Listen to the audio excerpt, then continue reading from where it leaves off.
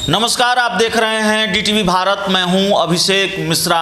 क्या मुकेश सहनी जेडीयू की शरण में चले गए हैं, सीएम नीतीश कुमार की शरण में चले गए हैं? दरअसल बीजेपी से मोह भंग हुआ, बीजेपी से नाराज थे। बिहार सरकार में मंत्री मुकेश सहनी वाया बीजेपी ही उनकी एंट्री एनडीए में हुई थी और इससे पहले वो एनडीए में थे, बीजेपी के साथ थे। जब उन्होंने महागठबंधन का दामन थामा था उससे पहले भी वो एनडीए के साथ रहे हैं, बीजेपी के दोस्त रहे हैं। लेकिन पूरी तरह से ऐसा लगता है मुकेश सहनी का बीजेपी से मोह भंग हो गया है। वो यूपी के रास्ते दिल्ली का सफ़र तय करना चाहते थे, फूलन देवी के नाम पर अपनी सियासत को फलता फूलता देखना चाहते थे और उनके मंसूबों पर यूपी सरकार ने, यूपी की पुलिस ने पानी फेर दिया। उन्हें एयरपोर्ट से बाहर नहीं निकलने दिया गया।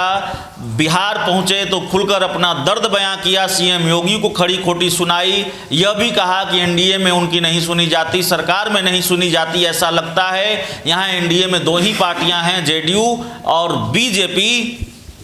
जब मोह भंग हुआ तो बैठक का बहिष्कार किया।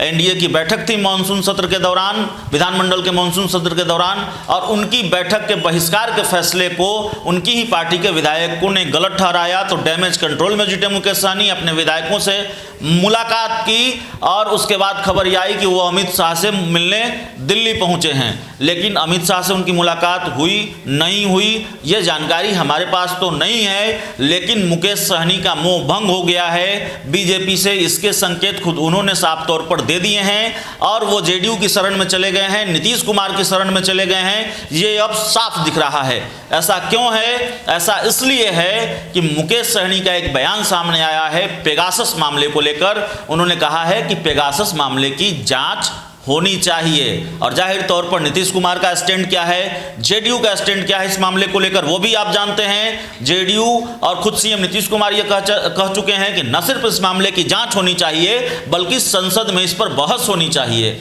एक दूसरा मामला है जाति आधारित जनगणना को लेकर। इसको लेकर भी मुकेश सहनी ने जेडीयू का साथ दिया है, सीएम नीतीश कुमार के स्टैंड के साथ खड़े हुए हैं। बीजेपी का साथ छोड़ दिया है मुकेश सहनी ने इस मामले को लेकर।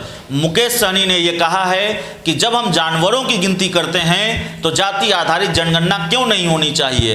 तो जाति आधारित जनगणना को लेकर भी मुकेश सहनी नीतीश कुमार के साथ खड़े हैं, जेडीयू के साथ खड़े हैं। तो एक तरह से इन मुद्दों को लेकर मुकेश सहनी ने बीजेपी का साथ छोड़ दिया है, वो नीतीश कुमार के साथ आ गए हैं। तो आने वाले दिनों में मुकेश सहनी अपना कुनबा बचा पाते हैं, अपने कुनबे को नीतीश कुमार के साथ शिफ्ट कर लेते हैं, बीजेपी ऐसा होने देती है। क्या होने वाला है, क्या होगा, तस्वीर पूरी तरह से साफ नहीं है। लेकिन धीरे धीरे संकेत बिहार में आने वाले दिनों की सियासत के मिल रहे हैं। हर खबर से हम आपको लगातार अपडेट भी कर रहे हैं। उस धुंधली तस्वीर को बहुत सटीक तरीके से, बहुत साफ तरीके से हम परोसने की कोशिश भी आपके सामने कर रहे हैं। ये कोशिश जारी रहेगी। इस खबर में इतना ही, इस रिपोर्ट में इतना ही। बहुत बहुत धन्यवाद।